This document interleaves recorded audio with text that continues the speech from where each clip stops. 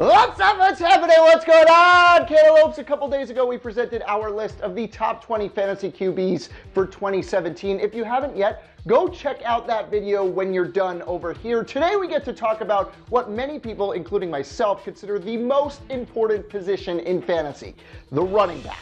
Many of these guys will be going in the first round, but there are a bunch of these guys that will be available in the later rounds and could make a huge impact on your fantasy team. This list is as much about value as it is skill. These are the top 25 fantasy running backs of 2017. If you have any questions about your fantasy draft, feel free to tweet me here, and I'll do my best to get back to you quickly. It's also important to note that we're working these rankings under the standard scoring system, no PPR points. If you are playing PPR, however, I highly suggest you look at guys like Danny Woodhead. He could become a running back one for you. My PPR sleepers also include Rex Burkhead and maybe even Kyle Juszczyk for some really late round, probably even free agency sleeper potential.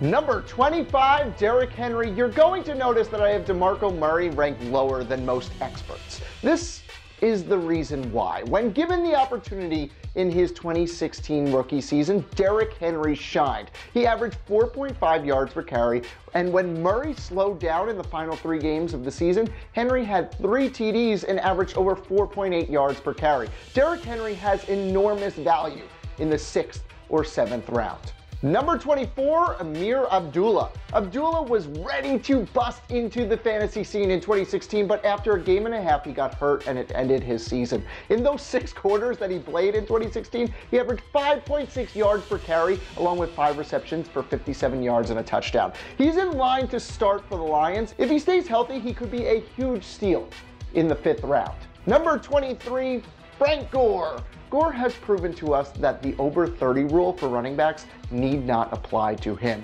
At 34, he comes into 2017 having rushed for over 1,000 yards in 2016 and in 9 of the last 12 seasons. For Frank, there really isn't much competition in the Colts backfield. I expect his touchdown numbers to increase, and he's going as late as the 8th round in 2017. Number 22, CJ Anderson. CJ was on pace to be a low-end running back one in 2016 before his injury. The Broncos have made some nice additions on their offensive line, and that should help him out. Remember that there was a time that people were picking CJ Anderson early in the 1st round of drafts. If you get him in the 4th or 5th round, it could work out well for you. Number 21, Lamar Miller. Everybody thought Lamar Miller was going to be a stud in 2016 after his move to Houston that included a much heavier workload. That didn't quite turn out well for him. He had the 6th most rushing attempts in the league, but still only finished as the 17th best running back. I wouldn't doubt if Miller lost his starting role to D'Onta Foreman later in the year. He's not worthy of a first 3 rounds pick in my book. Number 20, Ty Montgomery. What an interesting story this one is. Ty moved from wide receiver to running back last season, and in the process averaged 5.9 yards per carry and led the league with 2.8 yards after contact. Sure, his sample size is limited, but his potential is endless. The Packers aren't really known for having a great scheme for fantasy running backs, but Montgomery obviously can catch the ball out of the backfield as well. Keep an eye on him, especially as you itch closer to the middle of the 4th round. Number 19, Doug Martin. Martin has played in all 16 games just twice in 5 years. In those 2 seasons, he finished with over 1,600 yards and was a surefire RB1. He won't be playing 16 this year because he has 3 games left on his suspension, but when he comes back in week 4, he should be well rested and ready to take over the starting role. He's worth a pick in the 4th round. Number 18, Bilal Powell. So he plays on a terrible offense. He played on a terrible offense last year, and when he was given a chance in the final 4 games of the season, he was a diamond in a pile of fecal matter. He's been given the opportunity to lead the Jets backfield in 2017. I think he could be a fantasy star if he can withstand his workload, especially in PPR leagues, and he's going in the 6th round in most drafts. Number 17, Joe Mixon. The first rookie to reach our list will have some good competition in the Bengals backfield with Jeremy Hill and Gio Bernard, but we already know he's super talented, and we know they invested a lot of trust in him. I expect him to get the touches he needs. to be a valuable fantasy asset. Number 16, Carlos Hyde. The reason I like Hyde this season, even though he's yet to surpass 1,000 rushing yards in his 3 seasons, is because of someone I mentioned earlier. The 49ers brought on Kyle Juszczyk, a fullback, and made him the highest paid fullback in NFL history. There's a reason why. He's incredible at creating running lanes on top of catching the ball. Behind Juszczyk, I think Hyde will shine. Number 15, Marshawn Lynch. Okay, so there's a lot to be worried about with beast mode in 2017. He's 31 years old. He sat out all of 2016 and missed half of 2015 with injuries. But that all being said, he'll be rested. He has double-digit touchdowns and over 1,200 yards in every season before 2015, and he plays behind one of the best offensive lines in the game. This is a guy that was going top 3 overall in 2015. This year, he'll more than likely not be going in your first round. He's worth the pickup. Number 14, Christian McCaffrey. The Panthers weren't about to waste a top 10 pick on a gadget player. He had the workload in college to prove his ability and stay healthy. And this preseason has shown that he can run in between the tackles. He's worth that 3rd round pick.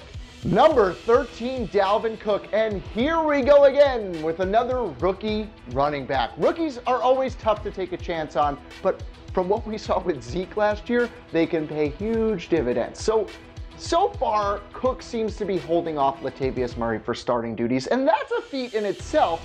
And his preseason has proven his awful combine performance to be a fluke. In my opinion, he'll be the 2nd best rookie option available in your draft, and you won't need to spend a 1st, 2nd, or maybe even 3rd round pick to get him. Number 12, Todd Gurley. Gurley was one of fantasy's most disappointing players in 2016, but the Rams have gotten rid of Jeff Fisher, upgraded their offensive line, and added Sammy Watkins. All this should bring Todd back into the RB1 picture.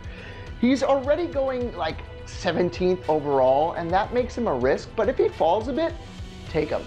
Number 11, Isaiah Crowell. He rushed less than 200 times last season, but still ended up as fantasy's 15th best running back. Hugh Jackson wants to run the ball more in 2017, behind what is quietly becoming one of the best offensive lines in all of football. We know that a running back's performance is so reliant on his offensive line, and Cleveland's offseason additions give Crowell a massive breakout potential. Number 10, DeMarco Murray. He finished 4th in fantasy points among running backs in 2016, but we already told you that we expect Derrick Henry to eat at his carries. He slowed down late last season, and there's really no reason to believe that he won't slow down again.